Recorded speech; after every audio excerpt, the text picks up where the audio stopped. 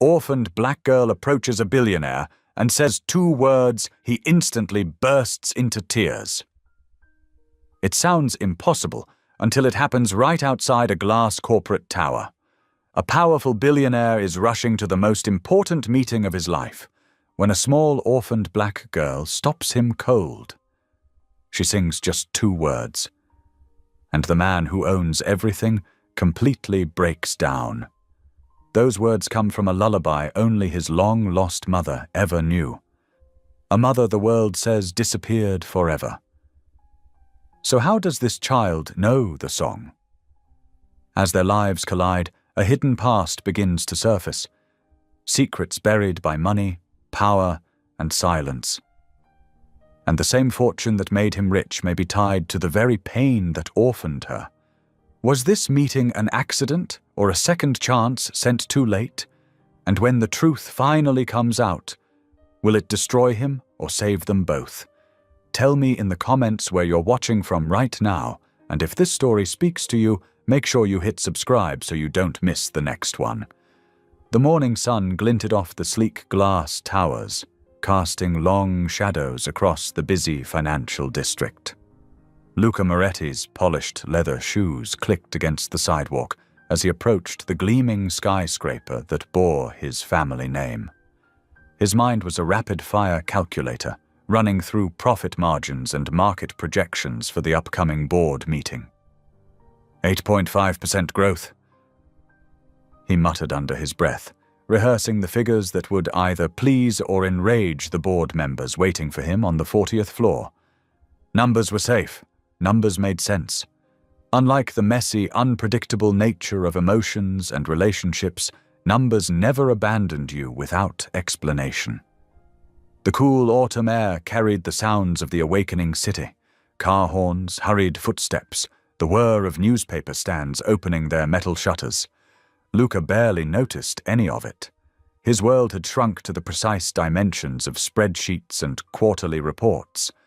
A small group of protesters had gathered near the building's entrance, their signs declaring grievances against corporate greed.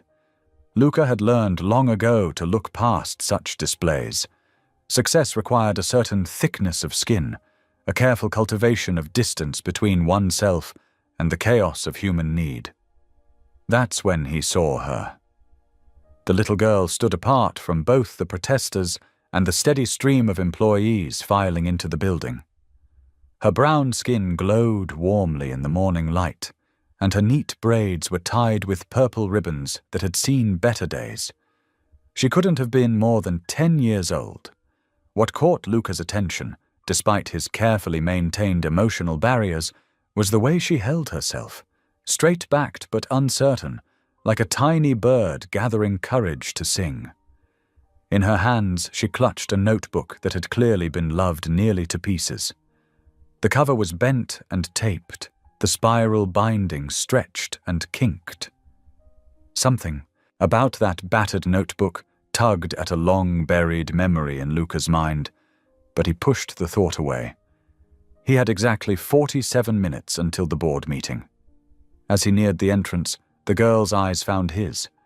There was a depth to them that made him uncomfortable, as if she could see straight through his expensive suit to the scared 8-year-old boy he'd once been. He quickened his pace slightly, aiming for the revolving door that would carry him safely into his controlled, predictable world. But then she stepped forward, and everything changed. Her voice was small but clear, carrying a melody that seemed to float above the city noise like a leaf on the wind. Just 2 words. Mama's song. The world stopped. Luca's feet refused to move. His briefcase suddenly felt like it weighed 1,000 pounds. Those 2 simple words, sung in that particular melody, crashed through 30 years of carefully constructed walls and defenses. He was 8 years old again, sitting on worn carpet while his mother's gentle voice filled their tiny apartment with hope. The same melody, the same words, her special way of telling him everything would be okay, even when the cupboards were bare and the rent was late. Mama's song, she'd called it, her secret spell against darkness. The morning sounds of the financial district faded away. The protesters' signs blurred. The board meeting, with all its high-stakes negotiations, seemed to exist in another universe entirely. Luca turned slowly to face the girl. She stood there, holding her notebook like a shield, but her eyes remained steady on his face. She saw the exact moment the recognition hit him, saw the careful mask of corporate indifference crumble away. The first tear caught him by surprise. It slid down his cheek before he could stop it, followed quickly by another. He hadn't cried in public since the day his mother disappeared, hadn't allowed himself to cry at all for so many years that the sensation felt foreign, almost painful. More tears came, and Luca Moretti, the man whose name graced the side of the building, whose net worth was calculated in billions, whose reputation for cold efficiency was legendary, stood rooted to the spot as emotion overwhelmed him. People stopped to stare. Phones came out to record the unexpected scene. The protesters fell silent, their signs lowering as they watched this strange tableau unfold. But Luca barely noticed any of it. His entire world had narrowed to this little girl and the echo of a song he thought he'd forgotten. His mother's song. Their private language of love and reassurance, now somehow carried in the voice of this child who couldn't possibly know what those notes meant. Yet she did know. Her eyes told him she understood exactly what she'd awakened in him. The carefully ordered numbers in his head scattered like autumn leaves in a storm. The precise schedule of his day shattered.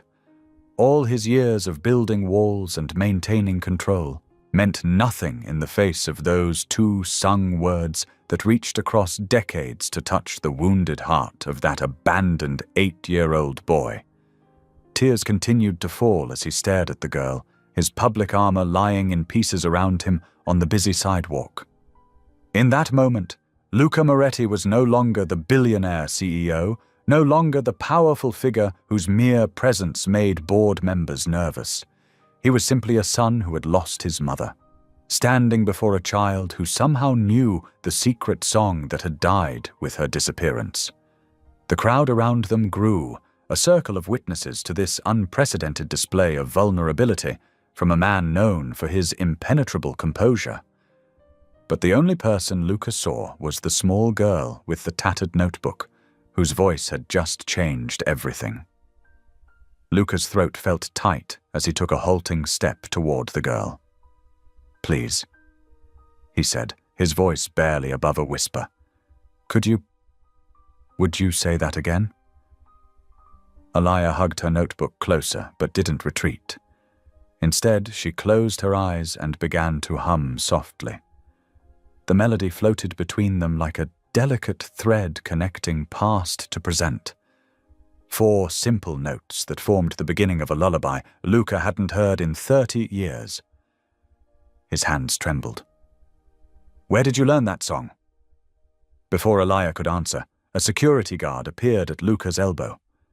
"Sir, is everything all right? Should we escort this child away from the premises?" "No." Luca's sharp response made both the guard and Alaya jump. He softened his tone. "No, thank you, James. She's fine." He waved away his approaching assistant, who was tapping meaningfully at her watch. "Cancel my morning. All of it." The assistant's eyes widened. "But sir, the board meeting, cancel it." His voice left no room for argument, though his eyes never left Alaya's face. "Please, tell me about the song." Alaya shifted her weight from one foot to the other. "I don't know all the words," she said quietly. "Just the beginning part. Miss Ruth taught it to me at the shelter." "Miss Ruth?" The name meant nothing to him, but hope flared in his chest. "Which shelter?" "The women's shelter on Oak Street. Miss Ruth works there. She's really old, but she remembers lots of songs." Alaya's voice grew more confident as she spoke about the elderly woman. "She says songs are like memories that never forget how to dance." A small crowd had gathered, watching the unlikely scene unfold, The powerful CEO in his tailored suit, crouching down to eye level with a young girl in well-worn clothes. His assistant hovered anxiously nearby, her phone buzzing with incoming messages about the abandoned board meeting. "Would you—" Luca paused, aware of how strange his request might sound. "Would you be willing to sit with me for a few minutes? There's a cafe just around the corner. We could talk about the song, about Miss Ruth." He glanced around, suddenly conscious of their public location. "Of course, we'd need to. Call the shelter first. Let them know where you are." Alaya nodded solemnly. "Miss Ruth knows I'm here. She said I might find you today." The simple statement sent a shiver down Luca's spine. He stood slowly, his mind racing with possibilities. Who was this Miss Ruth? And how did she know his mother's private lullaby? His assistant approached again. Phone extended. "Sir, the board is demanding an explanation. They're threatening to call an emergency session to—" Luca took the phone, never breaking eye contact with Alaya. "Gerald? Yes, I understand the importance of today's meeting. Something urgent has come up. Family business. No, it can't wait." He listened for a moment to the angry voice on the other end. "You'll have my proxy statement within the hour. That's all I can offer right now." He ended the call and handed the phone back to his assistant, who looked like she might faint. In 15 years, Luca had never missed a board meeting. He had worked through flu, family funerals, and natural disasters. But now, watching Alaya clutch her notebook and wait patiently, he knew nothing else mattered. "Sarah," he addressed his assistant, "please call the women's shelter on Oak Street. Confirm that they know where—" He glanced at Alaya. "Alaya," she supplied, "where Alaya is, and that she has permission to speak with me. Then have security clear my schedule for the day." The walk to the cafe took less than 5 minutes, but it felt like crossing a boundary into another world. Away from the towering glass buildings and suited crowds, they found a quiet corner table in the small establishment. Luca ordered hot chocolate for Alaya and coffee for himself, though his hands were shaking too much to consider drinking it.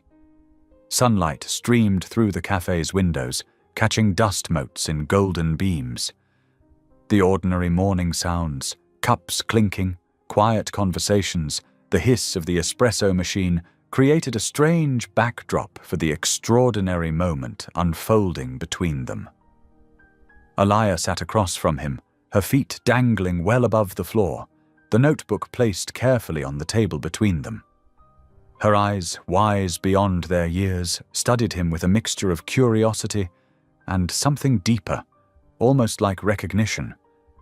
Sarah appeared briefly to confirm that the shelter had given permission for their conversation, then retreated to handle the chaos of Luca's abandoned schedule. His phone buzzed repeatedly in his pocket, but he ignored it. The corporate empire he'd built, the deals worth millions that hung in the balance today, none of it seemed real anymore. What felt real was the echo of that lullaby, the way it had sliced through 3 decades of carefully maintained numbness.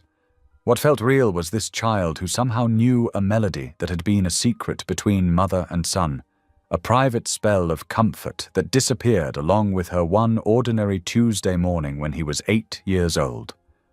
Luca's coffee arrived, sending aromatic steam into the air between them.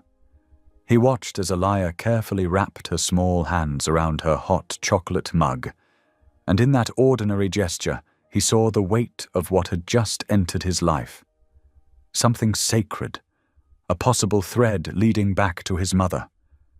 And something dangerous, because whatever truth lay at the end of that thread had been buried for 30 years, and some secrets don't stay buried without reason. The bell above the cafe door chimed as another customer entered, and Alaya looked up at the sound.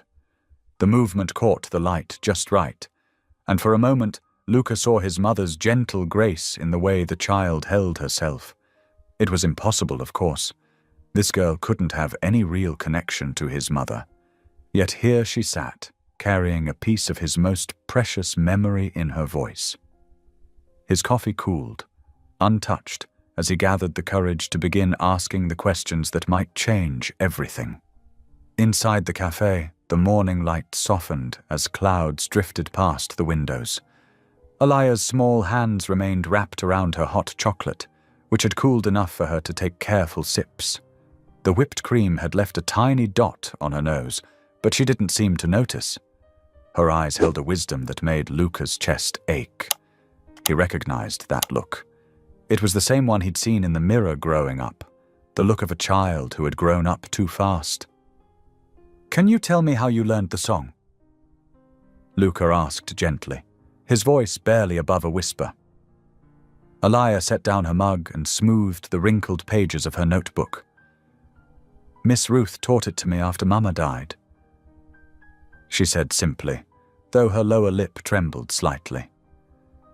"I couldn't sleep at night, and Miss Ruth would sit with me. She has lots of songs she remembers from people who used to stay at the shelter." Luca leaned forward, his coffee forgotten.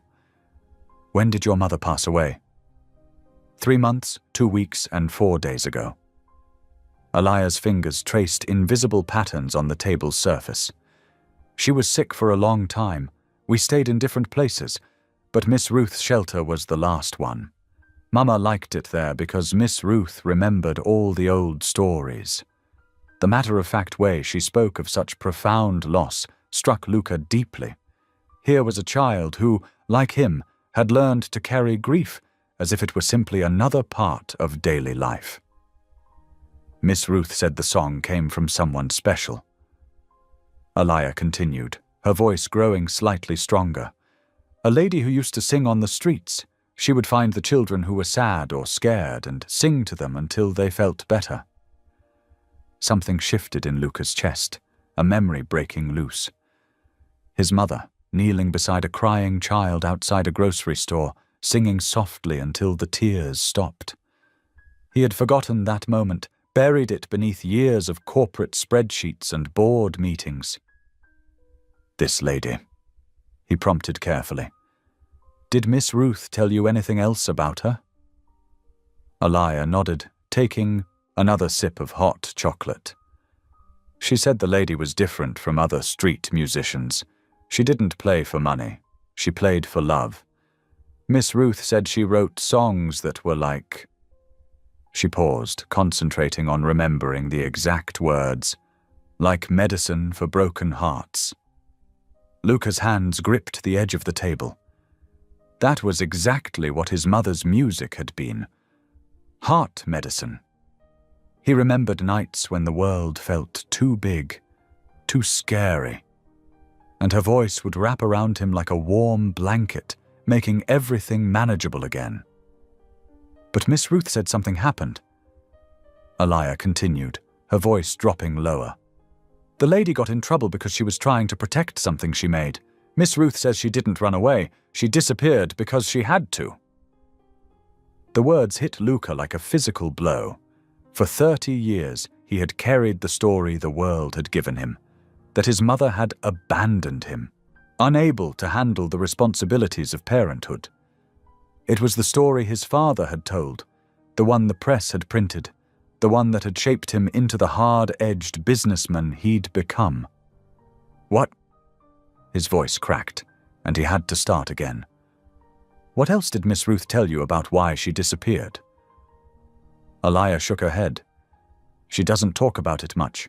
She gets sad and sometimes scared, but she keeps all the songs safe. She says that's what matters, keeping the songs alive until they find their way home." Luca looked at his watch, not really seeing the time.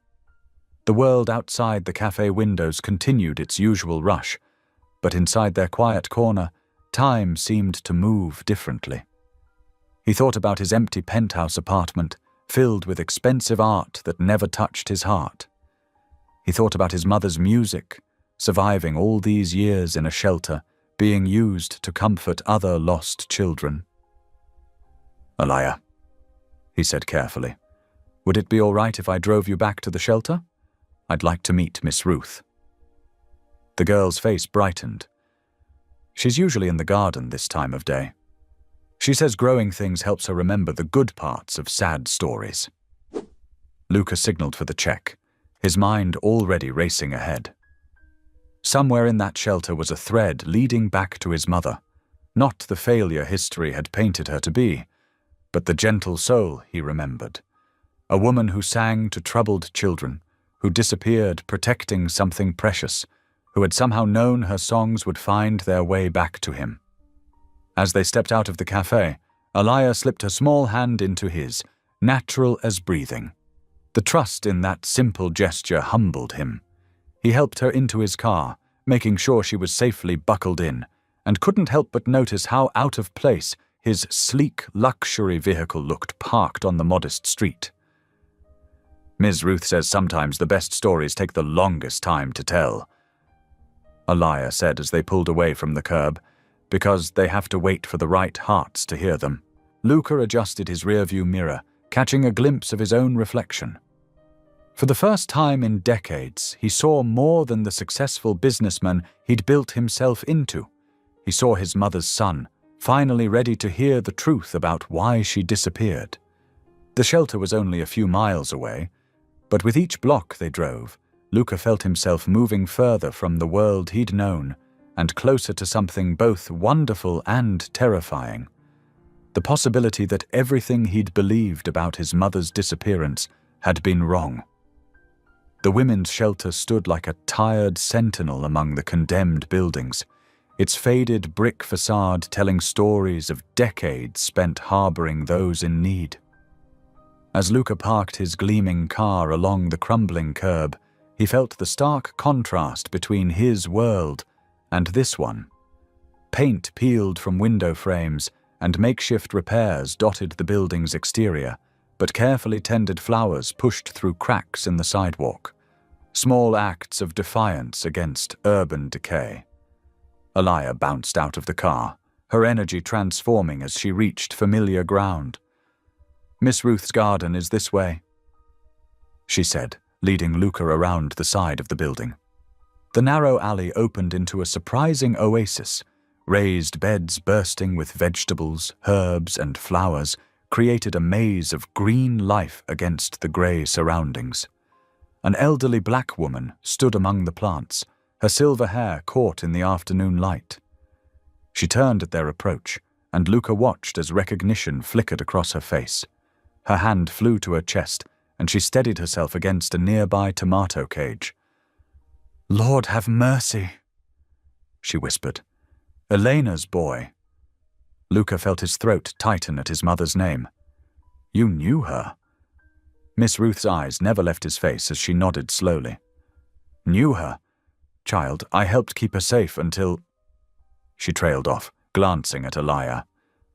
"Little one, would you check on Miss Carmen's cats for me? Make sure they have fresh water." Alaya looked between the adults, understanding passing across her young features. She squeezed Luca's hand once before heading inside, leaving them alone in the garden's relative privacy. "You look just like her," Miss Ruth said softly.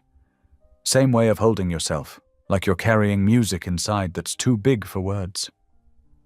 Luca stepped closer, his expensive shoes sinking slightly into the soft earth. "Miss Ruth, please.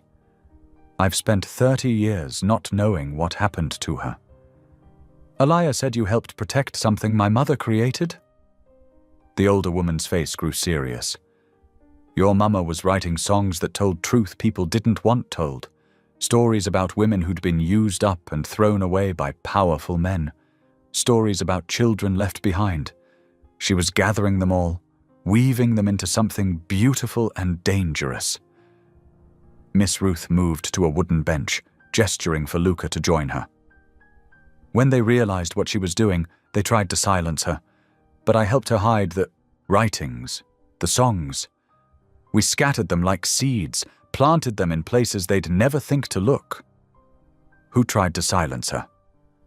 Luca asked, his voice rough with emotion.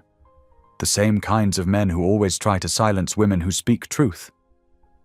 Miss Ruth replied, "Men in suits who think money can buy the right to destroy lives." She fixed him with a penetrating gaze. Men who sit on boards and sign papers that tear down shelters like this one without ever looking at the faces of those they're hurting. Luca felt cold despite the afternoon warmth. What do you mean? This shelter. Miss Ruth gestured to the building behind them. Has been here for 40 years. Now some corporations bought up the whole block for urban renewal. They're going to tear it all down, build luxury condos or some such nonsense. She shook her head. 3 months' notice they gave us. 3 months to find new places for women who've got nowhere else to go.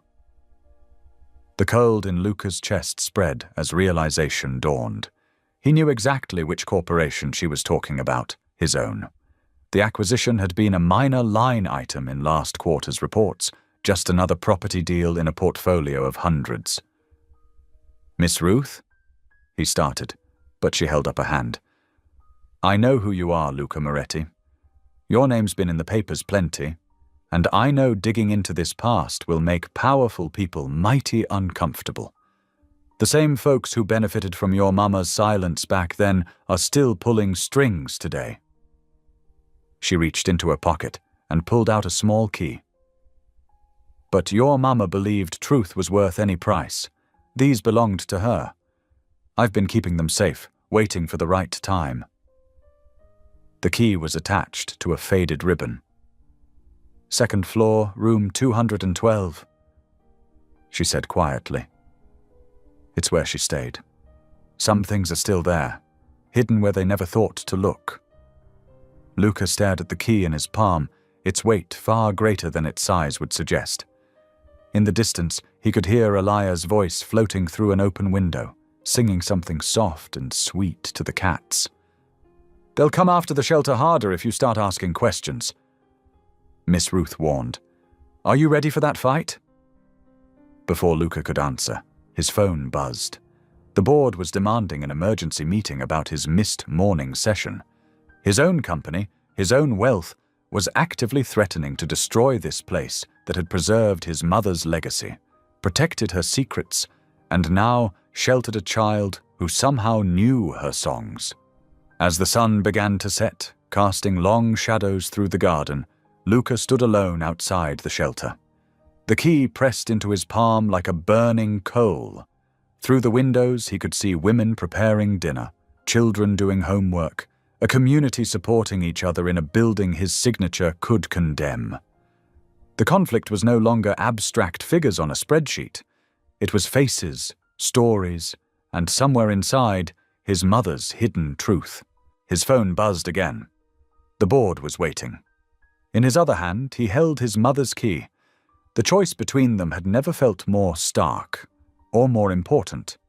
The drive back to his penthouse felt longer than usual.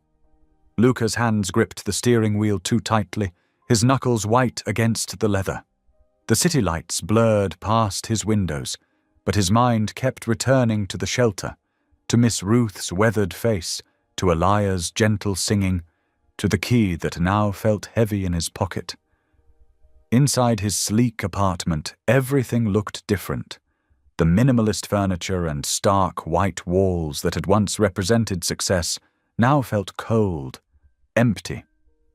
He paced the length of his living room, the floor-to-ceiling windows offering a panoramic view of the city he'd helped shape. For better or worse.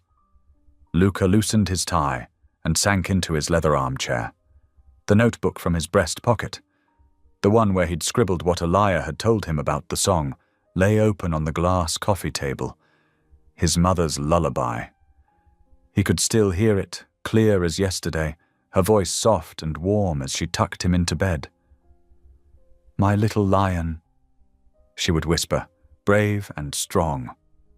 Sleep refused to come.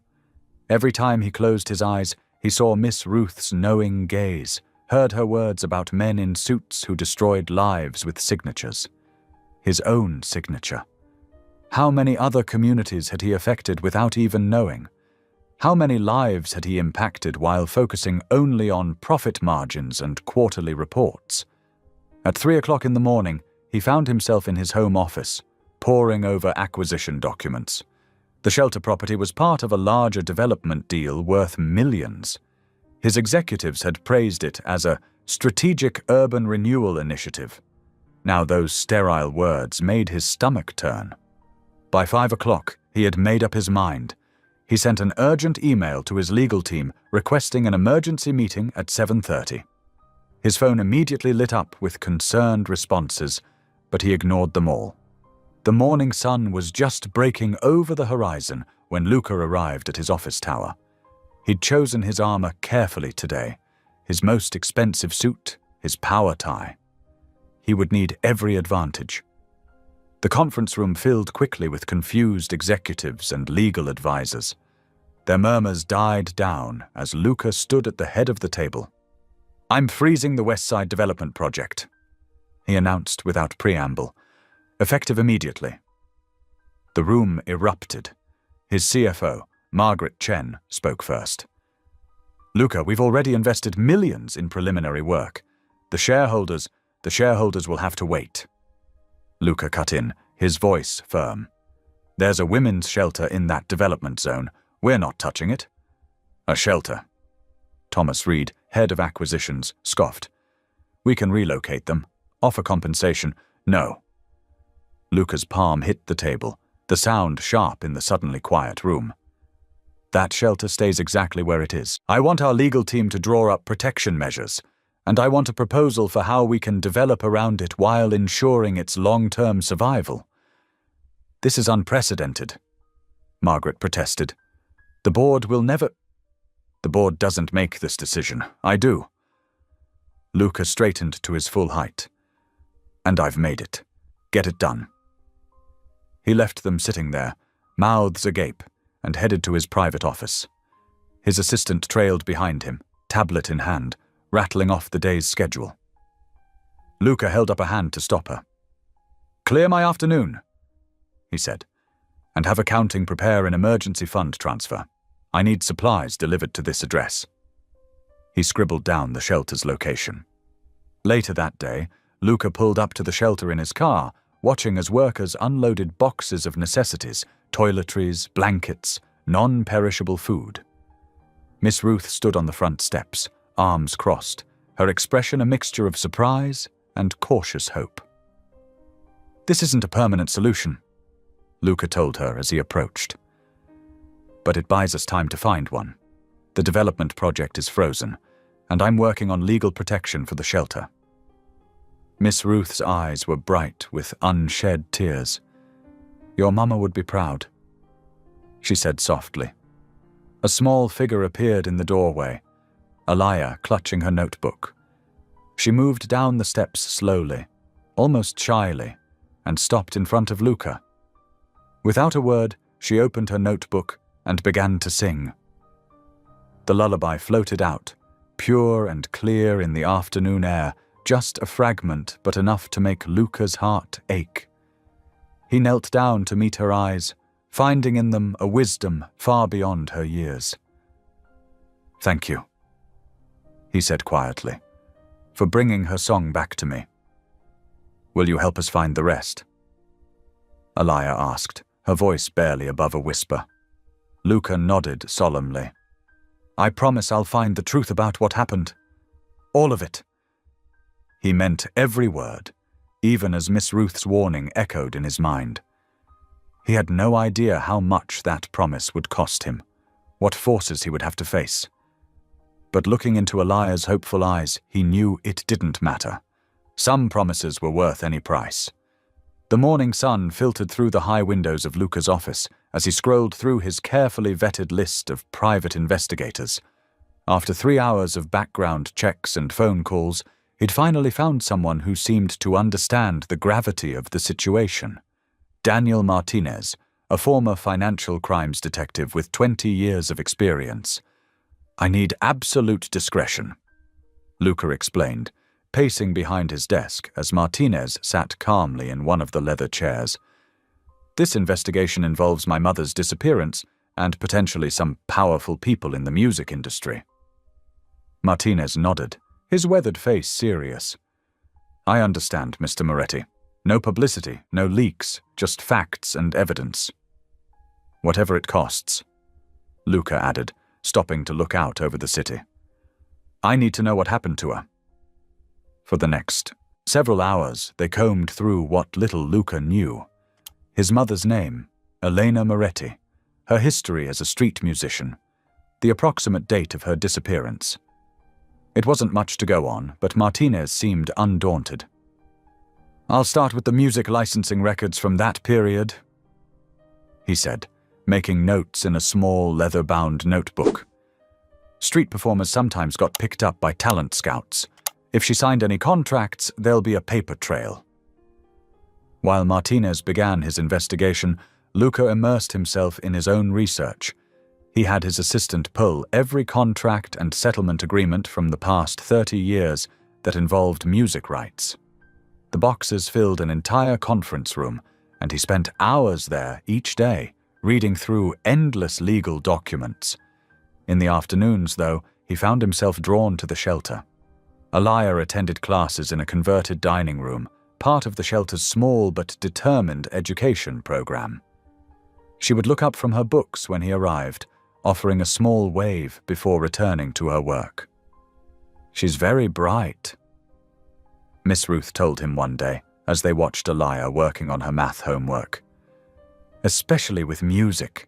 She can hear a song once and remember it perfectly." Luca nodded, thinking of his mother. She used to say music was like a photograph for your ears. It captures a moment perfectly. After school hours, Luca would often sit with Alaya in the shelter's small courtyard. Sometimes they talked about simple things, her favorite subjects in school, the books she was reading.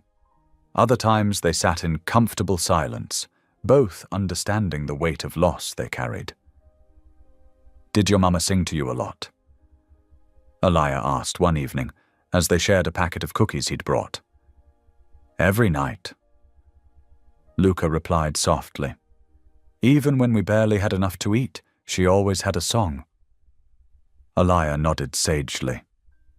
"My mama, too. She said songs are like hugs that last forever." These quiet moments with Alaya began to heal something in Luca he hadn't even known was broken. The cold, efficient businessman was slowly remembering how to feel, how to care about something beyond profit margins and stock prices.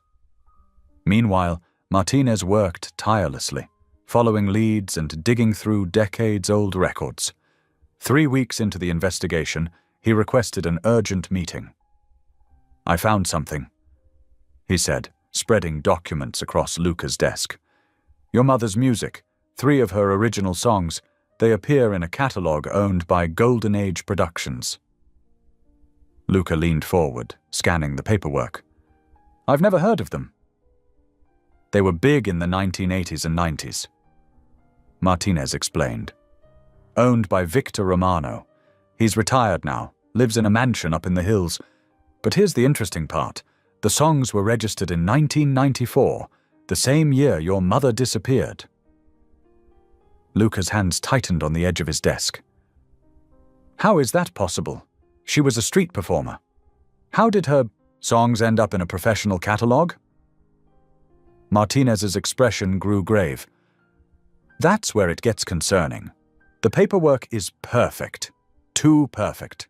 Every signature, every date, everything filed exactly right. In my experience, that usually means someone went back later and cleaned things up, made them look legitimate." "Can we prove it?" "Not yet, but I found something else." Martinez pulled out another document. Golden Age Productions had a pattern. They'd find talented street musicians, promising them deals. But the contracts were predatory. The artists would sign away all their rights, usually for a fraction of what their music was worth. Luca felt sick.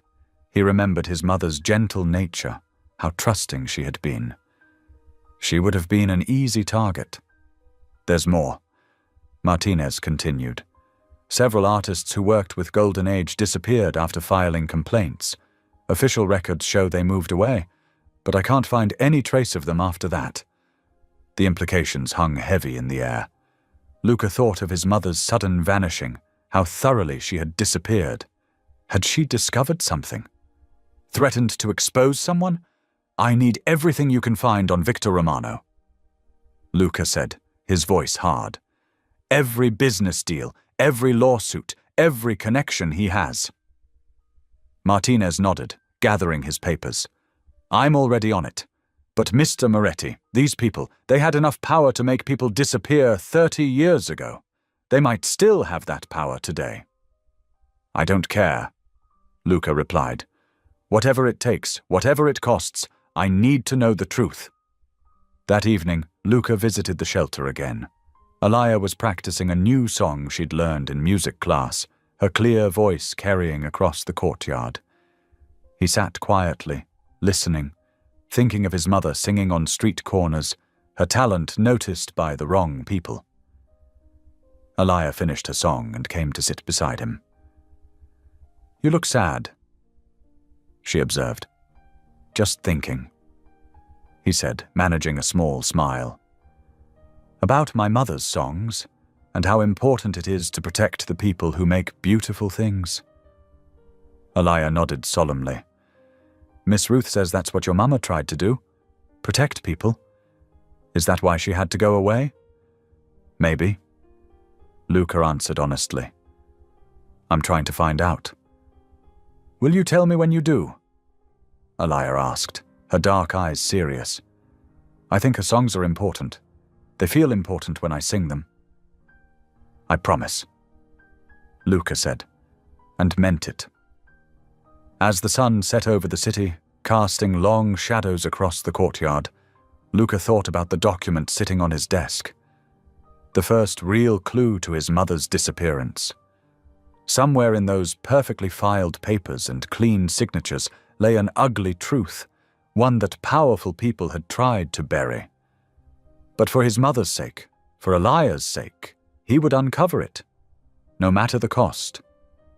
The shelter's basement was a maze of cardboard boxes and forgotten furniture, lit by a single flickering bulb.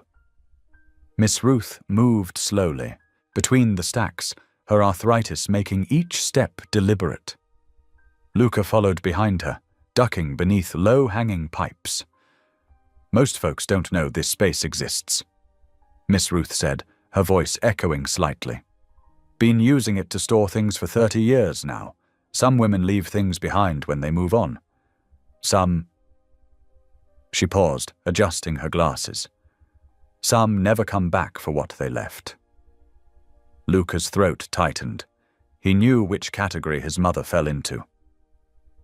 Here, Miss Ruth said, stopping before a stack of boxes in the far corner. These have been here since before your mama disappeared. I never had the heart to throw them away. The boxes were water-stained and soft with age. Luca knelt beside them, his expensive suit collecting dust. His hands trembled slightly as he opened the first box. Inside were papers, dozens of them, sheet music written in familiar handwriting, the notes carefully drawn, song lyrics scribbled on napkins and the backs of receipts. His mother's creativity had spilled onto any surface she could find. She was always writing, Miss Ruth said softly. Even when she had nothing else, she had her songs. Luca lifted the papers carefully, reading lyrics that spoke of hope, of love, of the dream of a better world. His mother's heart was preserved in these words, her gentle spirit captured in verses about helping others and finding beauty in dark places. Here, Miss Ruth said, reaching past him to pull something from the bottom of the box. This might interest you most. She held out a cassette tape, its case cracked at one corner. The label was faded, but still legible. For my son, written in his mother's flowing script. Luca stared at it, his vision blurring. I never knew this existed. She made it just before... Miss Ruth trailed off, shaking her head. She was worried those last few weeks. Said people were following her, watching the shelter. She gave me this tape and made me promise to keep it safe. Luca turned the tape over in his hands. Why didn't you try to find me? To give it to me? Miss Ruth's face showed ancient regret. Your mama made me promise not to. Said it wasn't safe. That the wrong people were watching you too. All these years I've honored that promise. But now, she gestured to the basement around them, maybe it's time for promises to give way to truth. They spent the next hour sorting through the boxes. Each item they uncovered was a piece of the puzzle. Notebooks filled with half-finished songs, letters never sent, and newspaper clippings about music industry lawsuits that his mother had collected. She was building a case. Luca realized, reading through the articles. She was gathering evidence against someone. That's what I figured too, Miss Ruth agreed. But whatever she found, it was dangerous enough to make her run. Finally, when they had examined everything, Luca carefully packed the most important items into a smaller box. The tape he placed in his jacket pocket, close to his heart. "Thank you," he said to Miss Ruth, "for keeping these safe all these years." She patted his arm. "Your mama was a light in this world, Mr. Moretti. Don't let anyone dim her memory." Later that night, Luca sat in his parked car outside his penthouse, the tape in his hands. His expensive car stereo didn't have a cassette player. Who did these days? But he'd stopped at an electronics store on the way home and bought a portable player, the kind he'd had as a teenager. His hands shook as he inserted the tape. For a moment, there was only static. Then, "Luca, my sweet boy."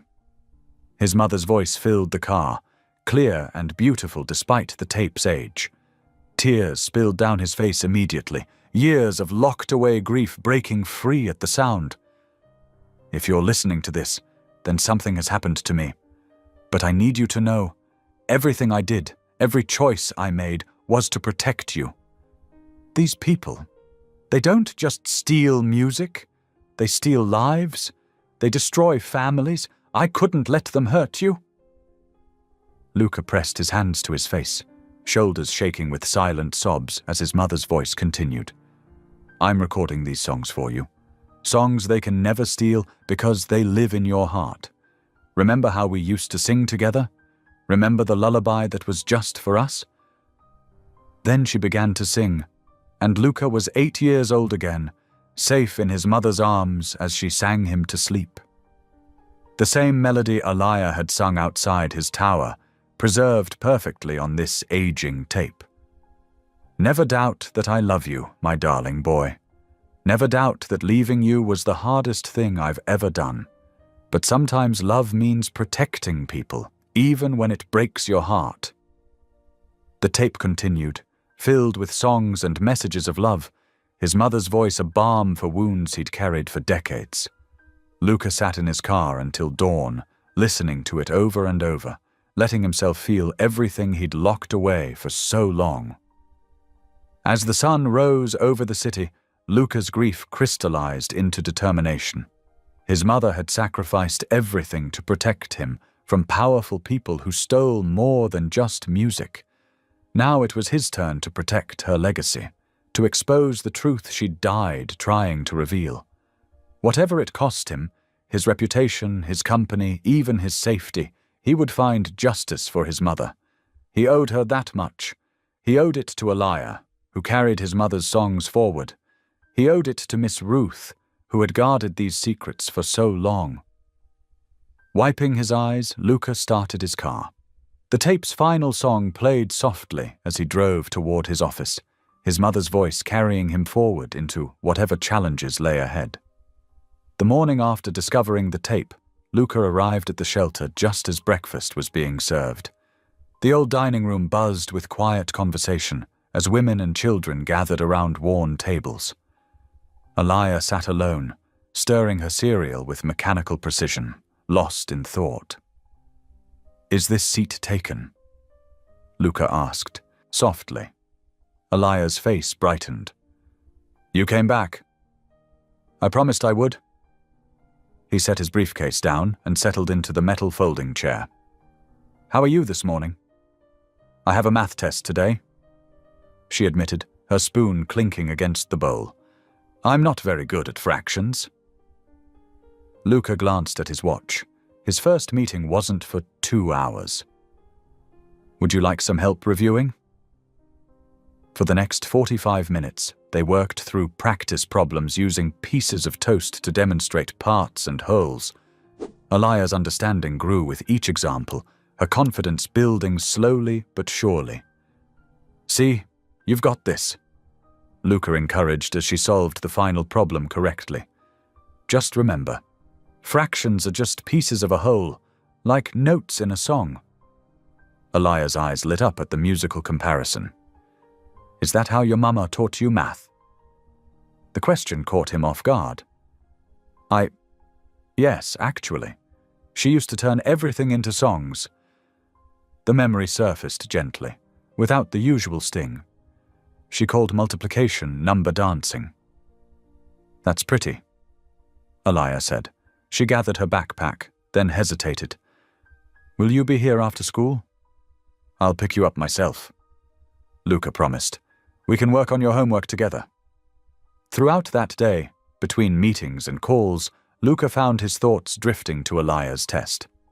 At 3 o'clock sharp, he waited outside her school, feeling strangely nervous among the other parents and caregivers. Alaya emerged from the building, scanning the crowd. When she spotted him, her whole body relaxed with visible relief. She rushed over, waving a paper in her hand. "I got a B+, she announced, showing him the test. "The fraction questions were the easiest part." "I knew you could do it." Luca felt an unfamiliar warmth in his chest. Pride, he realized. Pride in someone else's achievement. That evening, they sat at a quiet corner table in the shelter's dining room. Other children occasionally waved to Alaya, but seemed to sense she preferred her space. As they worked through her spelling homework, Miss Ruth brought them both bowls of soup. "Your mother used to sit right there," Miss Ruth told Luca, nodding at his chair. She'd help the children with their schoolwork too, when she could. Luca looked down at the scarred table surface, wondering if his mother's hands had traced these same patterns in the wood grain. The next morning established a pattern. Luca would arrive for breakfast, help Alaya prepare for school, then return for afternoon pickup and homework help. His assistant rearranged his schedule without comment, though Luca caught the slight smile on her face when he blocked out school pickup as a recurring appointment. During Wednesday's breakfast, Alaya said grace before eating, her small hands folded carefully. Luca watched, fascinated by her easy faith. "Would you like to pray too?" she asked, opening one eye. "I don't really know how," he admitted. "It's just talking to God," she explained. "Like talking to a friend who always listens." "Do you think he listens to everyone?" Alaya nodded solemnly. "Even people who don't think he's listening. That's what Mama taught me before she went to heaven." The simple certainty in her voice stirred something in Luca's chest. When was the last time he'd believed in anything with such pure conviction? On Thursday afternoon, they sat in the shelter's small courtyard, enjoying rare autumn sunshine while Alaya practiced her reading aloud. She stumbled over a difficult word, frustration creeping into her voice. "Take your time," Luca encouraged. "Break it down into pieces like we did with fractions." She tried again, sounding it out carefully. "Perseverance?" "Perfect. Do you know what that word means?" Alaya thought for a moment. "Is it like not giving up?" "Exactly. It means keeping going even when things are hard." "Like you," she said. "You're persevering to find out about your mama." Her insight stopped him cold. Here was this child, seeing straight through to his core with the clarity only innocence could provide. Friday evening found them sharing dinner with several other shelter residents. Alaya led the prayer, her voice clear and sweet in the humble space. Luca noticed how the other children looked up to her, despite, or perhaps because of, her quiet nature. After the meal, as other families cleared their plates, Alaya turned to him with unexpected seriousness. "Do you believe in miracles, Mr. Luca?" The question hung in the air between them. Luca thought about the tape hidden in his briefcase, about his mother's voice preserved across decades. He thought about this child who somehow knew his mother's song, who had drawn him out of his tower and back into the messy, beautiful world of human connection. He opened his mouth to answer, but found he couldn't. Not yet. The truth was, he didn't know any more what he believed. His carefully constructed worldview of cold facts and bottom lines had been crumbling ever since Aliyah first sang those two words outside his building. She waited patiently for his response, her dark eyes full of wisdom beyond her years. In them, Luca saw his own questions reflected back at him, about faith, about purpose, about the invisible threads that connected people across time and space. The silence stretched between them, heavy with possibility. The autumn sun streamed through the floor-to-ceiling windows of Luca's office, casting long shadows across his desk. He sat reviewing the shelter's funding proposal when his assistant burst in, face drawn with worry. "Mr. Moretti, the board has called an emergency meeting. They're waiting in the main conference room." Luca glanced at his watch. 2:15 in the afternoon. His heart sank. He'd planned to pick up Aliyah from school at 3 o'clock. "Tell them I'll be there in 5 minutes," he said, already reaching for his phone to text Miss Ruth about the delay. The walk to the conference room felt longer than usual. Through the glass walls, he could see 12 stern faces around the massive oak table. Chairman Reynolds, a man whose silver hair matched the steel in his eyes, sat at the head. Luca straightened his tie and pushed open the heavy door. Silence fell immediately. "Gentlemen, ladies." He nodded, taking his seat. "What's so urgent it couldn't wait for our scheduled meeting next week?" Chairman Reynolds cleared his throat. "Luca, we've been patient, but your recent decisions are causing serious concern among our shareholders." Patricia Chen, head of acquisitions, slid a folder across the table. "The shelter property delay alone has cost us $8 million in potential revenue. Our competitors are already circling. That shelter serves hundreds of vulnerable women and children." Luca countered, his voice steady despite his racing pulse. "Surely we can find a way to—" "This isn't about charity." Reynolds cut in. "It's about fiduciary responsibility. Your personal involvement with this shelter is compromising your judgment." Another board member, James Wilson, leaned forward. "We've also noticed you've hired private investigators, accessing sealed corporate records from the 1980s. Care to explain?" Luca's stomach clenched. They'd been watching him more closely than he'd realized.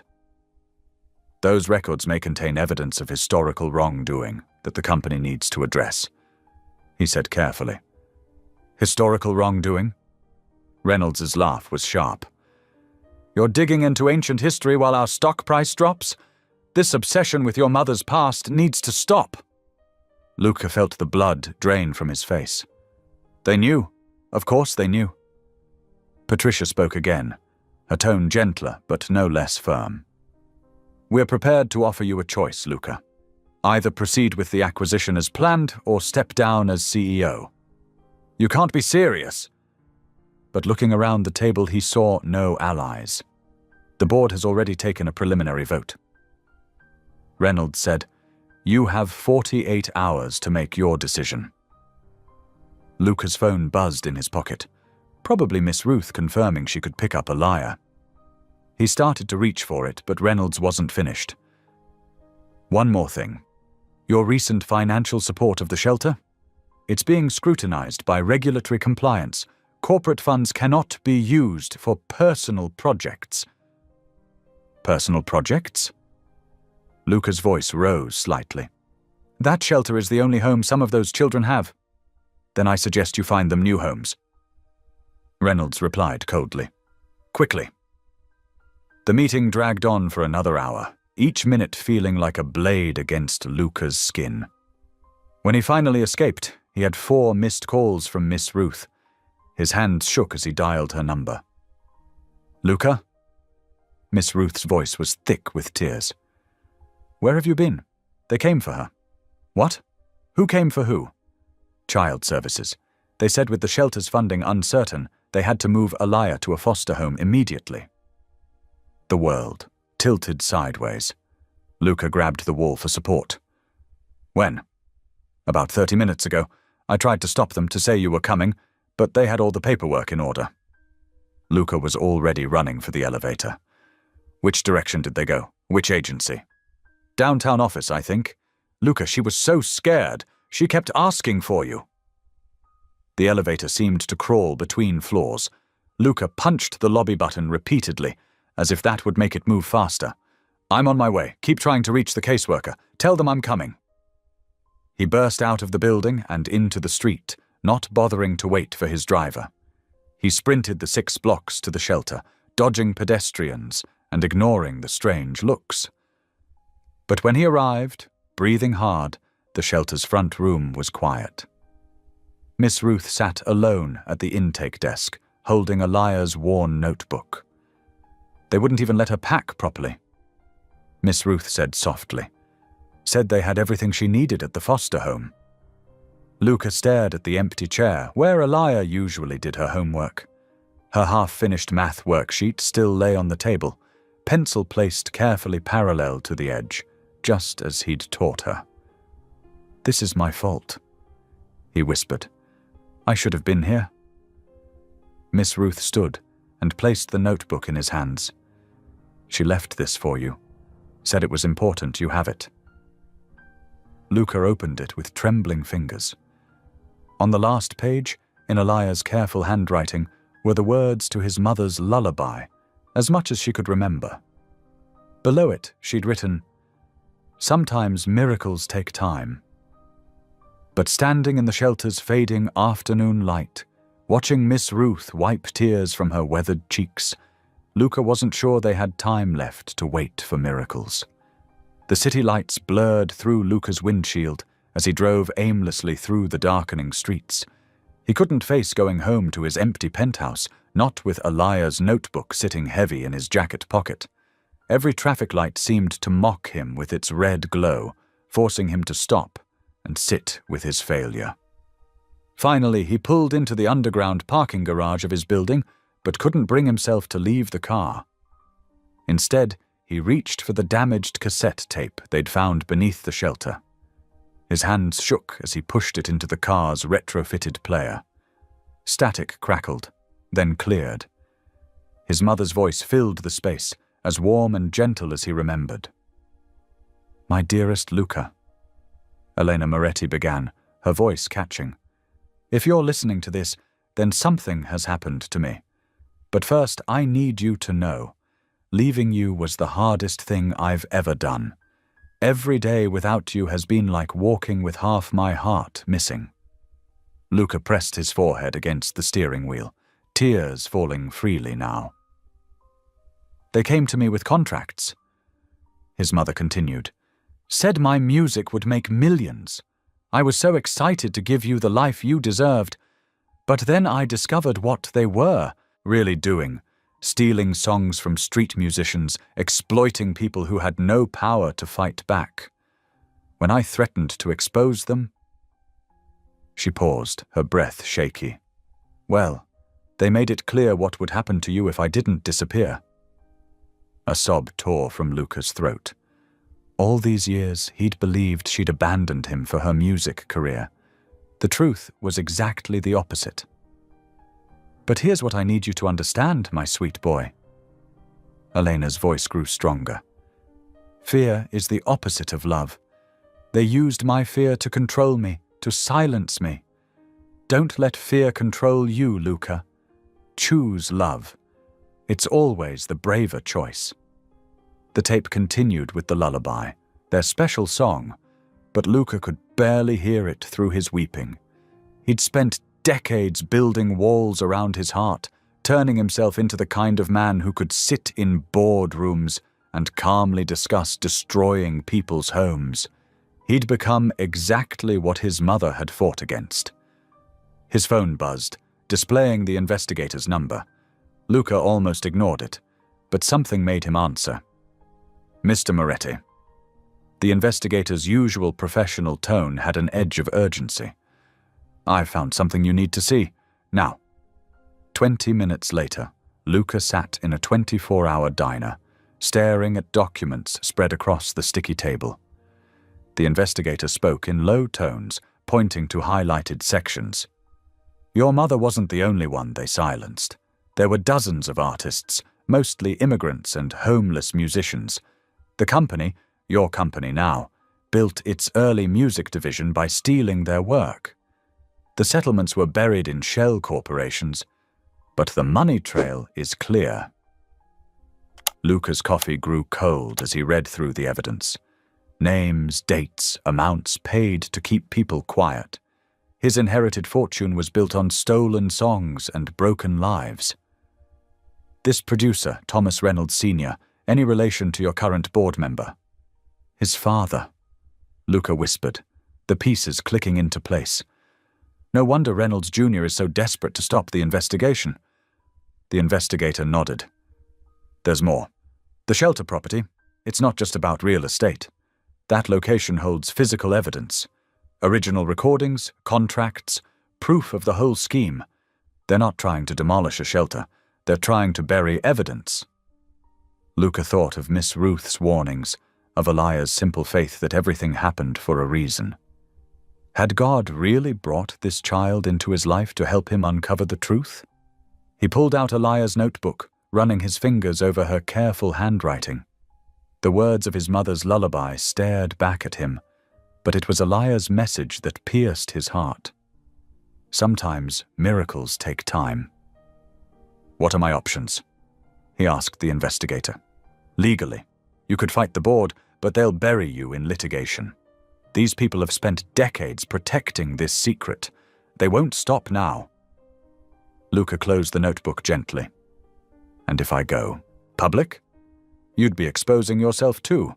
This could cost you everything, your position, your reputation, most of your inheritance. But it would force them to back off the shelter." The investigator leaned back, studying Luca carefully. "Potentially. It would certainly create enough public pressure to halt any development plans. But Mr. Moretti, we're talking about financial suicide here." Luca thought about Eliah's face when they'd taken her away, about his mother, choosing exile to protect him, about all the nameless artists whose songs had been stolen to build his fortune. His mother's words echoed in his mind. Fear is the opposite of love. For the first time since that morning's board meeting, Luca felt clarity cutting through his despair. He'd spent his whole life trying to control everything around him, thinking power and money could protect him from ever feeling as helpless as he had when his mother disappeared. But real strength, he was finally beginning to understand, wasn't about control at all. It was about having the courage to let go of everything you thought you needed, to choose love even when it cost you everything. He gathered the documents carefully, including them with Eliah's notebook. "Set up a press conference," he told the investigator. "First thing tomorrow morning. It's time to tell the whole story." "You're sure about this?" Luca's hand rested on the notebook, feeling the indentations of Eliah's writing beneath his fingers. "My mother sacrificed everything to protect me. Now it's my turn to protect what matters, not my bank account, but the truth, the shelter, Eliah." Looking down at the evidence of decades of exploitation and cover-ups, Luca finally understood that redemption wasn't something you could buy or control. Sometimes it required losing everything you thought made you strong to find a different kind of strength altogether. The morning dawned cold and grey over the city's financial district. Camera crews had already gathered outside the Moretti Tower, their equipment glistening with early morning dew.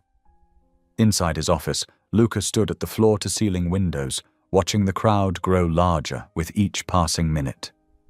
His assistant, Maria, knocked softly before entering. "Sir, the press conference is set for 9 o'clock. Your legal team strongly advises against this." Luca nodded, his reflection grave in the window glass. "Thank you, Maria. Please make sure everyone receives copies of the documentation packets we prepared." She hesitated. The board members are demanding an emergency meeting before the press conference." "No," Luca said firmly. "They've had decades to do the right thing. They don't get another chance to bury this." At precisely 9 o'clock, Luca walked onto the small stage set up in the tower's main lobby. Camera flashes exploded around him as reporters jostled for position. The familiar corporate logo loomed behind him, the same logo that had represented power and success, for so long now felt like a weight on his shoulders. "Good morning," he began, his voice steady despite his racing heart. "Today I am stepping down temporarily as Chief Executive Officer of Moretti International." The room erupted in shocked murmurs. Cameras clicked frantically. From the back of the room, Luca could see Thomas Reynolds Jr.'s face turning purple with rage. "Furthermore, I am releasing evidence of systematic exploitation and fraud perpetrated by former executives of this company, specifically regarding the music division's early years under Thomas Reynolds Sr."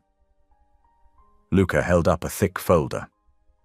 "In these documents, you will find evidence of how vulnerable artists, primarily immigrants and homeless musicians, were systematically deprived of their intellectual property rights. Their music was stolen, their voices silenced through predatory contracts and forced settlements." He paused, his throat tight. "Among these artists was my mother, Elena Moretti." The room fell silent. Everyone knew the story, or thought they did, of how Elena Moretti had abandoned her son and disappeared. It was part of Luca's legend, the abandoned boy who built an empire. "My mother didn't abandon me," Luca continued, his voice growing stronger. "She was forced into hiding to protect both her work and her child. The truth has been buried under legal threats and corporate power for too long." He gestured to his assistant, who began distributing packets to the journalists. "You'll find all the evidence here: original contracts, correspondence, banking records showing payments through shell companies, and testimony from survivors of this exploitation." Reynolds Jr. pushed through the crowd, his face contorted with fury. "This is corporate suicide, Moretti. You'll destroy everything." Luca met his gaze calmly. "No, Mr. Reynolds, I'm finally building something worth having." The next hours passed in a blur of questions, camera flashes, and legal threats. By noon, Moretti International's stock had plummeted. By 2 o'clock, 3 separate lawsuits had been filed against Luca personally. By 4 o'clock, Moral Moretti was trending worldwide, with artists and activists rallying behind his decision. As evening fell, Luca sat alone in his office, watching news coverage scroll across his multiple screens. His phone hadn't stopped ringing all day. Lawyers, board members, journalists, old friends suddenly concerned about his mental health. He thought about Elia, somewhere in the foster care system, probably watching this unfold on television. He thought about Miss Ruth and the shelter residents, wondering if he'd done enough to protect them. He thought about his mother, forced to choose between her art and her child. For the first time since childhood, Luca felt the weight of something greater than himself pressing down on his heart. He wasn't just tired, he was empty, scraped clean of all the protective layers he'd built around himself over the years. Slowly, almost without realizing what he was doing, Luca slid from his expensive leather chair onto his knees. The city lights twinkled beyond his windows as tears began rolling down his cheeks. "God," he whispered, his voice rough with emotion. "I don't know if you're listening. I don't even know if I'm doing this right." He paused, swallowing hard. "But Elia believes in you. My mother did too. And I need help." His shoulders shook as years of carefully controlled emotion broke free.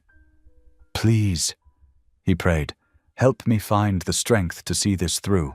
Help me protect the shelter, find Elia, make this right.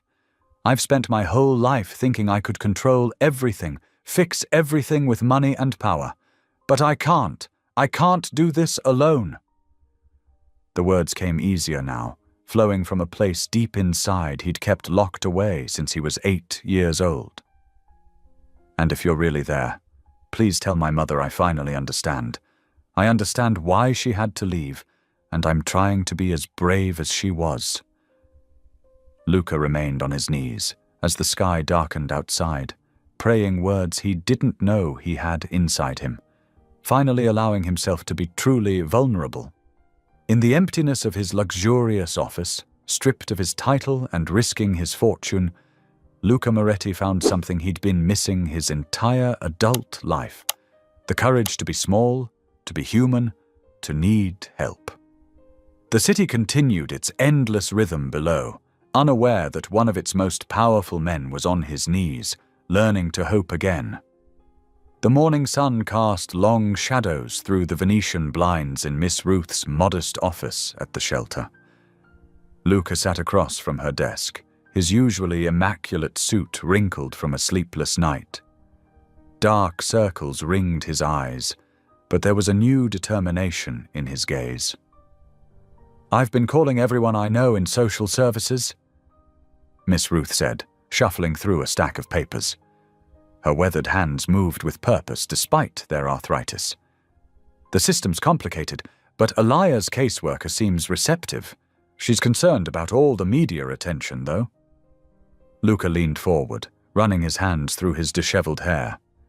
"I'll do whatever it takes. Just tell me what they need." Miss Ruth studied him over her reading glasses. "They need to see stability, Luca. Not just financial, though that matters, but emotional stability. Are you prepared for that level of responsibility? Being a guardian isn't like visiting when it's convenient." "I know," Luca said softly. "But Alaya, she brought my mother's song back to me. She helped me find my conscience again. I can't just walk away." Miss Ruth nodded, a slight smile crossing her face. "That child has a way of reaching people's hearts, but the system will scrutinize everything: your work situation, your home environment, your support network." "My resignation is temporary," Luca explained. "Once the legal issues are settled, I'll still have more than enough resources. And I'm looking at houses outside the city, somewhere with a yard, good schools." "And what about emotional support?" Miss Ruth pressed. "Children who've experienced loss need consistency, community." Luca met her eyes. "That's why I'm hoping you'll help. You're the closest thing to family Alaya has right now. I'm not trying to replace anyone. I just want to give her a stable home and maybe heal something in both of us." Miss Ruth's expression softened. She reached across the desk and patted his hand. "I'll make some calls. The caseworker should be here within the hour." The wait seemed endless. Luca paced the small office, pausing occasionally to stare out at the shelter's tiny courtyard where he'd first heard his mother's song again. Finally, a sharp knock announced the arrival of the caseworker. She was younger than Luca expected, but her eyes held the weary knowledge of someone who'd seen too much human suffering. She introduced herself as Sarah Chen and got straight to business. "Mr. Moretti, I've reviewed your initial petition," she began, settling into the chair beside him. "Your financial resources are obviously not in question, despite recent events. But I have concerns about the timing and circumstances of this request." Luca nodded. "I understand. This isn't a publicity move or an impulse decision. Alaya and we share a unique connection through my mother's music. She helped me confront truths I'd been avoiding for decades." "Tell me about your support system," Sarah prompted. "Childcare plans, family, friends?" "I'm reorganizing my work life to be more present," Luca explained. "Miss Ruth has agreed to help with after-school care if needed. I'm looking at homes near good schools, and I'm in therapy now, dealing with my own childhood trauma."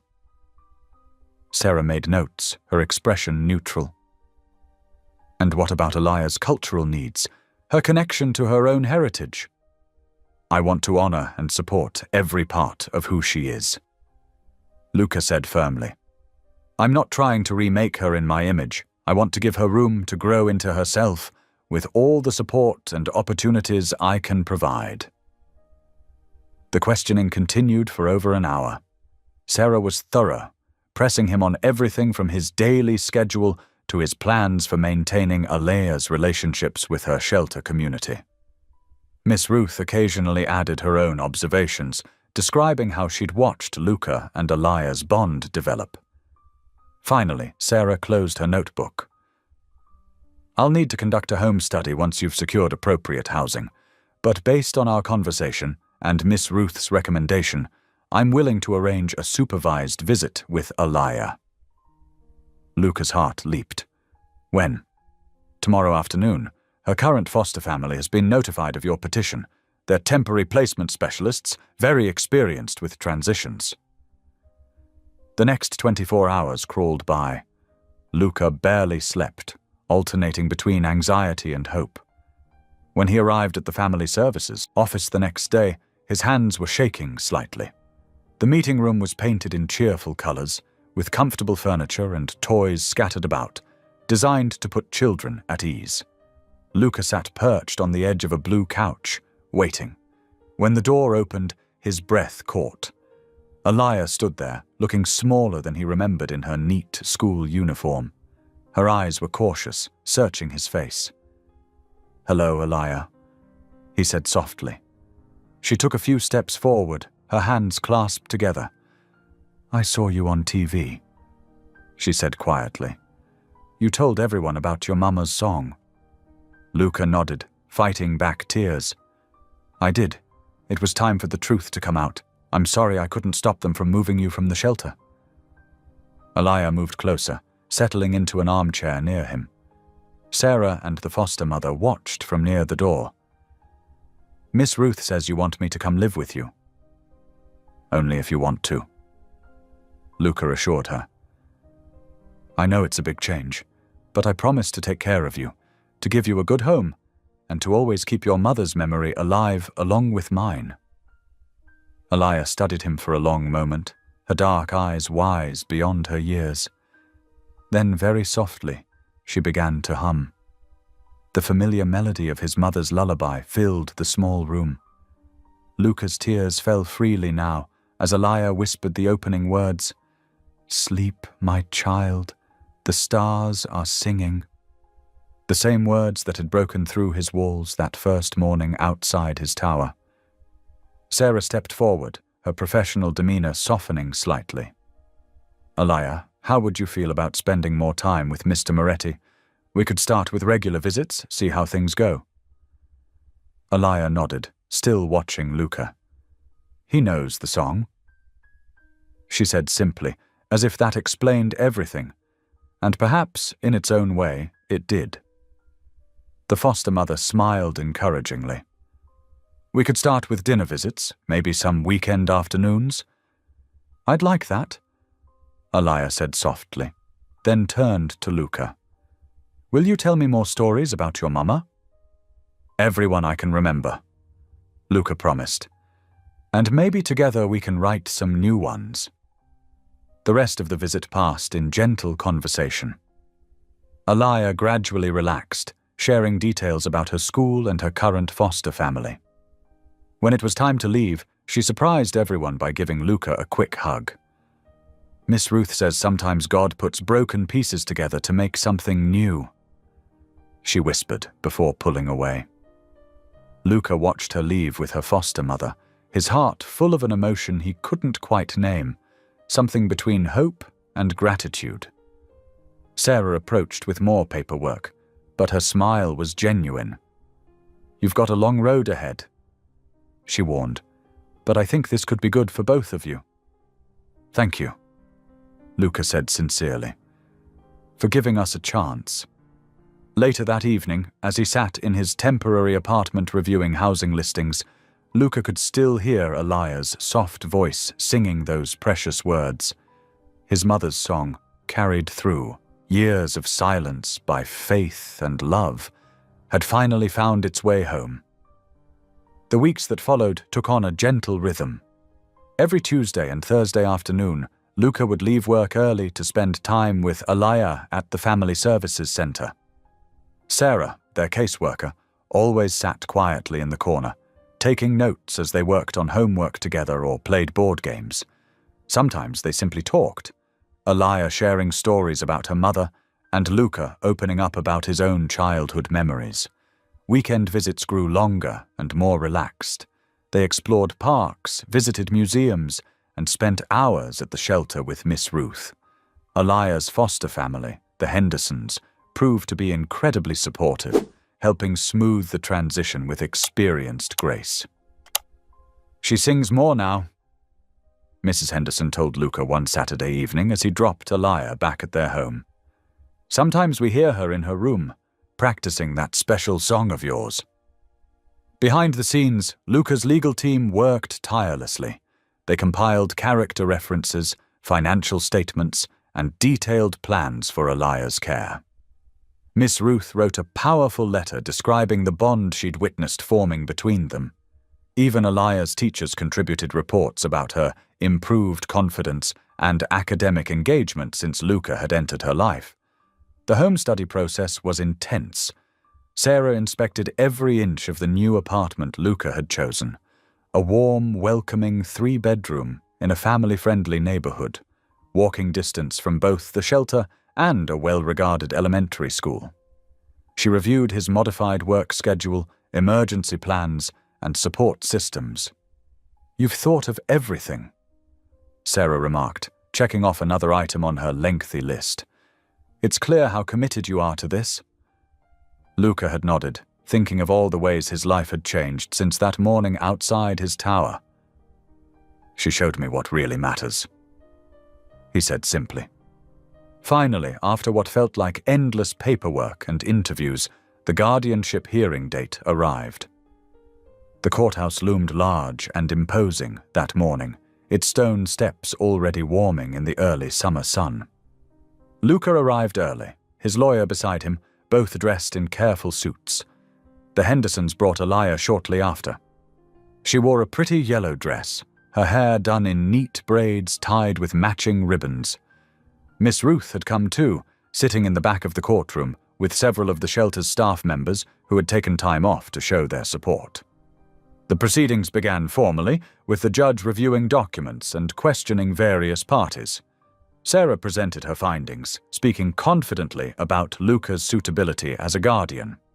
The Hendersons testified about Alaya's positive progress during the transition period. When it was Alaya's turn to speak with the judge, she stood straight and tall, her voice clear and sure. "I know Mr. Luca will take good care of me," she said. "He understands about missing your mama and about how sometimes songs can say the things your heart can't find words for." The judge, a kind-faced woman with silver hair, leaned forward with interest. "I've read about this special song in the case files. Would you tell me about it?" Alaya glanced at Luca, who gave her an encouraging nod. "It's a lullaby," she explained. "Mr. Luca's mama wrote it for him when he was little, before she had to go away. Miss Ruth taught it to me at the shelter, but I only knew part of it then. Now Mr. Luca and I have been putting all the pieces together." "That sounds very special," the judge said warmly. The rest of the hearing proceeded smoothly. When the judge finally announced her decision to grant the guardianship, the room burst into quiet applause. Alaya's face lit up with a brilliant smile, and Luca had to wipe away tears. Outside on the courthouse steps, sunshine bathed everything in golden light. Well-wishers gathered around, offering congratulations. Miss Ruth hugged them both, whispering prayers of blessing. The Hendersons promised to stay in touch, having become dear friends through the process. Then Alaya tugged gently on Luca's sleeve. "Can I sing it now?" she asked. "The whole song. I've been practicing." Everyone fell quiet as Alaya took a deep breath. Her voice, clear and sweet, lifted into the morning air. "Sleep, my child. The stars are singing. Heaven's light to earth they're bringing. Though the night may bring you sorrow, love will guide you to tomorrow. Rest your head upon my shoulder. Feel your heart grow stronger, bolder. In your dreams, remember always, you are cherished now and always. When the morning sun is rising, know that hope is still surviving. For my love will never leave you. In your heart I'll stay to guide you. The last note hung in the air like a blessing. Tears streamed freely down Luca's face as he recognized the complete version of his mother's lullaby. The lost verses finally restored through this remarkable child who had wandered into his life. Alaya reached up and took his hand, her small fingers wrapping trustingly around his. "That's the whole song," she said softly. "Your mama wrote it all down in that notebook we found. I've been learning it special for today." Luca knelt down and hugged her close, feeling decades of pain and loneliness finally release their hold on his heart. Here on these sun-warmed steps, surrounded by people who had helped make this miracle possible, he found himself at peace at last. "Thank you," he whispered to Alaya, though his gratitude extended far beyond her, to his mother, to Miss Ruth, to everyone who had kept love alive when all seemed lost. Alaya squeezed his hand and smiled, her eyes shining with joy and understanding far beyond her years. Together they stood in the morning light, two souls once adrift, now anchored by the healing power of a simple lullaby and the unshakable bonds of family found in the most unexpected ways. The seasons changed gently as summer faded into autumn. Leaves turned golden and crisp along the city streets where Luca and Alaya now walked to school together most mornings. Their new routine had settled into something beautiful and natural. Breakfast together, school drop-offs, afternoon homework sessions, and endless conversations about music and dreams. One crisp October morning, as they shared toast and orange juice, Alaya looked up from her math worksheet. "The shelter needs more help than just money, doesn't it?" she asked thoughtfully. Luca set down his coffee cup, struck by her insight. "You're right. It needs a whole new purpose, something bigger." That conversation sparked an idea that would grow into something remarkable. Over the next several weeks, Luca worked with his legal team to establish the Last Song Foundation, named in honor of his mother's final recording. The foundation's mission was simple but powerful: to provide music education and community support to children and families in need. The old shelter building underwent a dramatic transformation.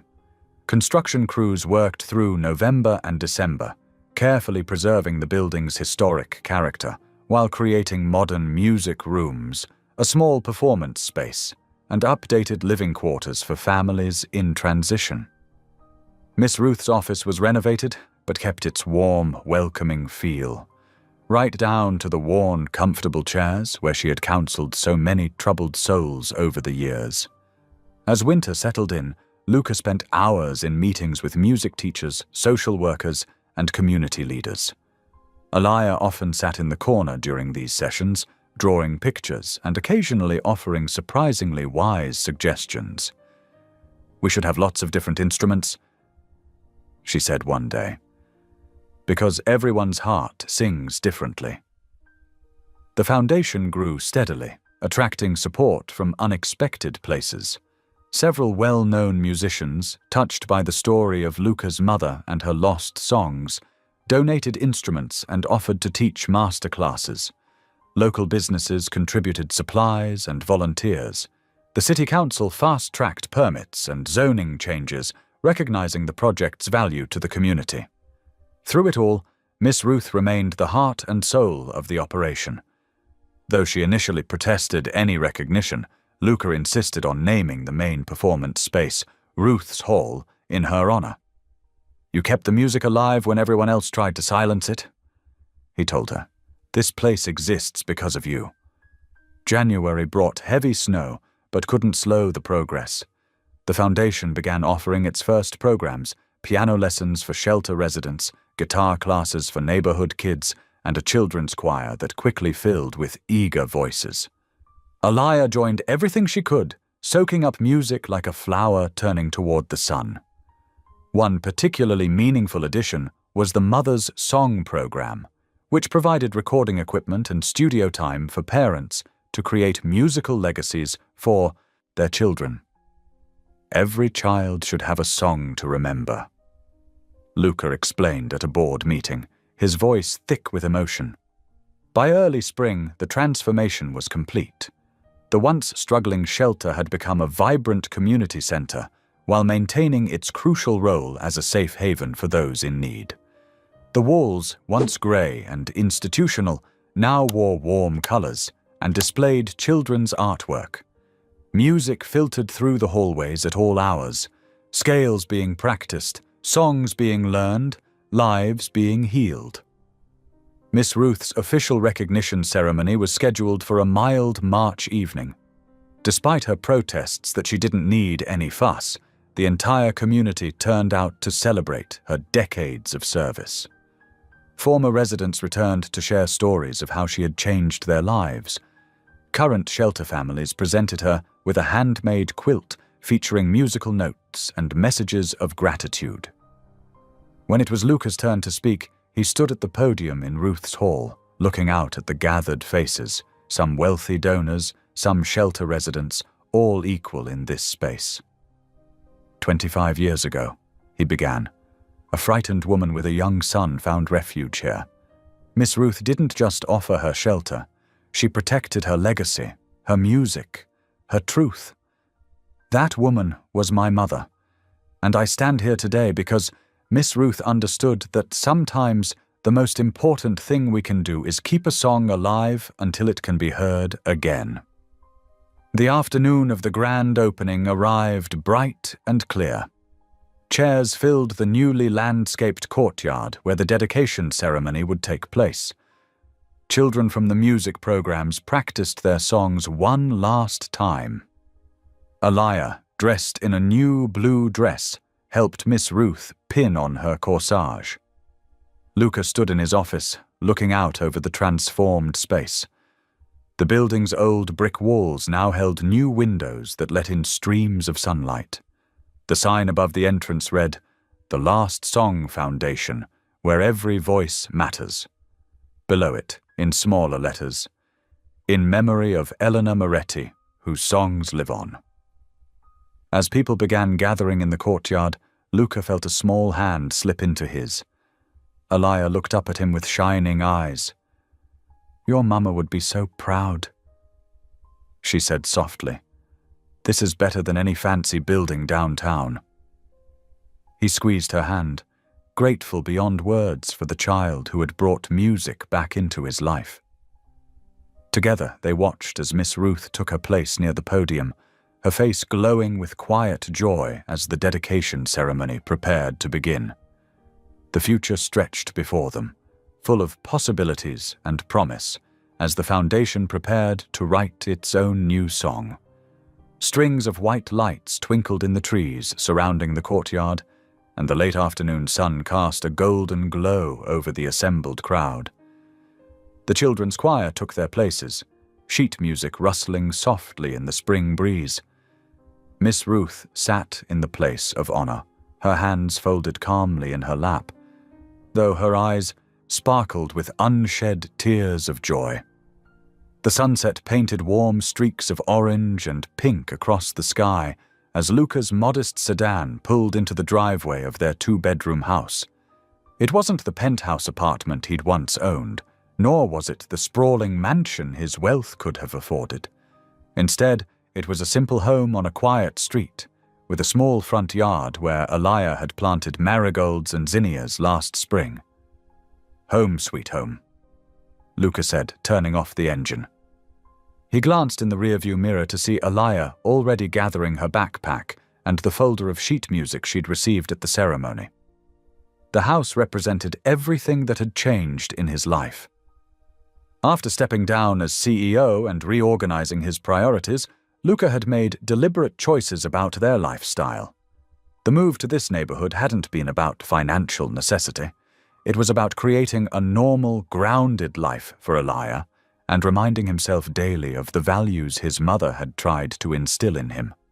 They walked up the concrete path together, past the chalk drawings Alaya had made on the driveway last weekend. The porch light clicked on automatically, illuminating their way as Luca unlocked the front door.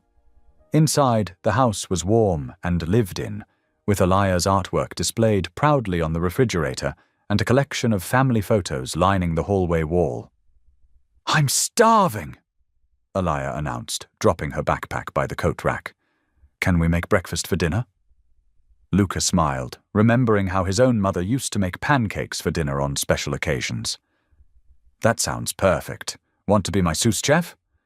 Together they moved around the kitchen with familiar ease, Alaya measuring flour while Luca cracked eggs into a bowl. They had developed their own comfortable routines over the months since becoming a family. The kitchen radio played softly in the background. They always kept music playing somewhere in the house. "Miss Ruth looked so happy today," Alaya said, carefully adding milk to their pancake batter. "I've never seen her cry happy tears before. She deserved every minute of it." Luca replied, heating up the griddle. "Without her, we might never have found each other." As they cooked, they talked about the ceremony, the children's choir performance, the community's response, the way the whole neighborhood seemed to come alive with possibility. Alaya set the table while Luca flipped pancakes, making sure to create a few Mickey Mouse-shaped ones that never quite looked right, but always made her giggle. Finally, they sat down together at their small kitchen table, plates piled high with slightly misshapen pancakes, scrambled eggs, and fresh berries. Alaya reached for Luca's hand, and he reached for hers, their nightly routine of saying grace before meals. "Dear God," Alaya began, her voice clear and confident. "Thank you for this food and for this wonderful day. Thank you for Miss Ruth and the new music center and for all the people who will get help there. And thank you especially." She paused, squeezing Luca's hand a little tighter. "For giving me a dad who loves me so much." Luca's heart caught in his throat at the word dad. It was the first time she had used it, though he had long since come to think of her as his daughter. He kept his eyes closed, feeling tears gather behind his eyelids as Alaya finished the prayer. "Amen," they said together. Opening his eyes, Luca saw Alaya watching him with a small, knowing smile. "Is it okay?" she asked softly. "That I called you Dad?" "More than okay," he managed to say, his voice rough with emotion. "It's the best gift you could have given me." They ate their breakfast dinner, talking and laughing about simple things. Alaya's upcoming school science fair, the stray cat that kept visiting their backyard, the new songs she was learning in choir. The conversation flowed naturally, punctuated by the clink of forks and the passing of maple syrup. After dinner, they cleaned up together, with Alaya insisting on drying the dishes even though they had a perfectly good dishwasher. It had become their ritual, these quiet moments of domestic partnership that made their house feel more like home with each passing day. Later, as the evening wound down, they sat together on the living room couch. Alaya had changed into her favorite pajamas, the ones with music notes all over them, and was curled up next to Luca as he read aloud from the book they'd been working through together. When it was time for bed, Alaya hugged him extra tight. "Good night, Dad," she said, testing out the word again, this time with more confidence. "I love you." "I love you too, sweetheart," Luca replied, his heart full to bursting. He tucked her in, just as he did every night, making sure her stuffed elephant was properly positioned and her nightlight was on. Back in the living room, Luca sat quietly, letting the joy of the day wash over him. On the mantel, a framed photo showed him and Alaya on the day he'd gained guardianship, both of them beaming at the camera. Next to it sat his mother's cassette tape in a special display case, preserved as a reminder of where their journey had begun. The house settled around him with familiar creaks and sighs. Through Elia's partially open door, he could hear her humming softly to herself as she drifted off to sleep. The same lullaby that had brought them together, now a regular part of their nighttime routine. In this modest home, with its mortgage payments and creaky floorboards and crayon marks on the walls, Luca had found something his wealth had never been able to buy: true happiness. As he listened to his daughter's gentle breathing from down the hall, he said a quiet prayer of gratitude for the unexpected path that had led them here, to this perfect moment of quiet joy. The sun painted the eastern sky in gentle strokes of pink and gold as Luca pulled into the parking lot of the last song, Center. Even at this early hour, music drifted through the building's open windows, a clear, sweet voice carrying on the morning breeze. He recognized the melody instantly. It was his mother's lullaby, but transformed through Elia's voice into something new, yet familiar, like seeing an old photograph in fresh light.